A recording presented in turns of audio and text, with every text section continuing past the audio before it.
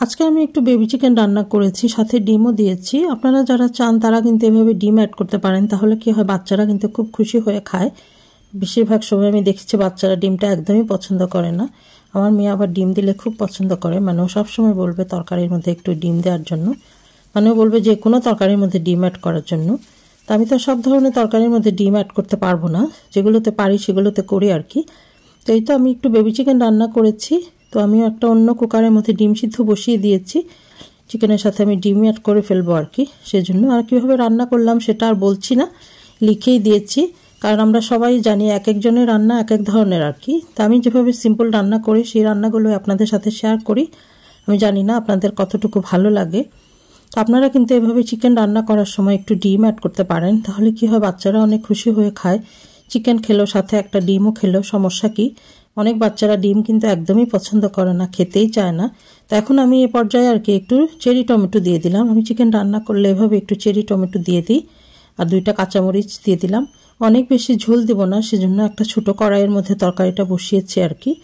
কারণ বেশি বড় সাইজের কড়াই হলে কিন্তু আবার ঝোলটা বেশি হয়ে যায়। আমি সবসময় বলি আমার ঘরে তরকারির মধ্যে একটু ঝোল বেশি রাখতে হয়, কারণ মেয়ে খুব পছন্দ করে, মানে সবসময় বলবে তরকারির মধ্যে একটু ঝোল বেশি দেওয়ার জন্য। এখন সব ধরনের তরকারি তো আপনি ঝোল দিয়ে রান্না করতে পারবেন না, সেটা তো আর ওকে বোঝানো যায় না। তো সেই জন্য আমি একটু এখানে এই কড়াইয়ের মধ্যে চিকেনটা বসিয়েছি আর কি। অনেক বেশি ঝোল দেব না।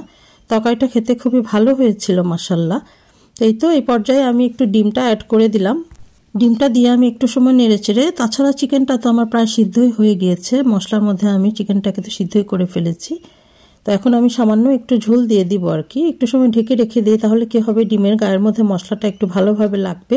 তাছাড়া ডিমটাকে তো আমি আগেই একটু হলুদ মরিচ আর লবণ দিয়ে ফ্রাই করে ফেলেছি। আর এখন সামান্য একটু পানি দিয়ে দিলাম, খুবই অল্প করে দিব আর কি, কারণ এই বেবি চিকেনটা কিন্তু ভুনা খেতেই বেশি ভালো লাগে, মানে শিরা দিয়ে রান্না করলে তেমন একটা মজা হয় না, এভাবে একটু ভুনা করে ফেললে খুবই ভালো হয়।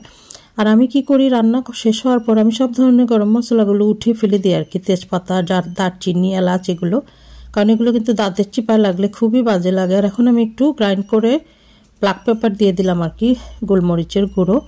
নামানোর আগে আমি একটু জিরাও দিয়ে দিলাম, জিরার গুঁড়োও দিয়ে দিলাম। তো এই তো আমার রান্নাটা প্রায় শেষ হয়ে যাচ্ছে। এখন আমি উপরে একটু ধনেপাতা ছিটিয়ে দিয়ে দিব। আপনারা চাইলে ধনেপাতাটা অ্যাভয়েড করবেন, কারণ অনেকেই ধনেপাতাটা পছন্দ করেন না। আমি সবসময় বলি যে আমার ঘরের সবাই ধনেপাতাটা পছন্দ করে, সেজন্য দেয়া আর কি। তো এই তো আমার রান্নাটা প্রায় শেষের দিকে। ধনেপাতার বদলে আপনারা জিরা দিয়ে দিবেন আর কি, জিরার গুঁড়ো দিয়ে দিবেন নামানোর আগে। তো এই তো আমার চিকেন রান্না হয়ে গিয়েছে। কথা বলছি আর এই ফাঁক দিয়ে আমার রান্নাটাও শেষ হয়ে গেল। কেমন হয়েছে আপনারা সবাই কমেন্ট করে বলবেন। আমার রান্নাগুলো আপনাদের কেমন লাগে সেটাও কমেন্ট করে বলতে পারেন। তো এই তো আপনারা সবাই ভালো থাকবেন, দোয়া করবেন। আল্লাহ হাফেজ।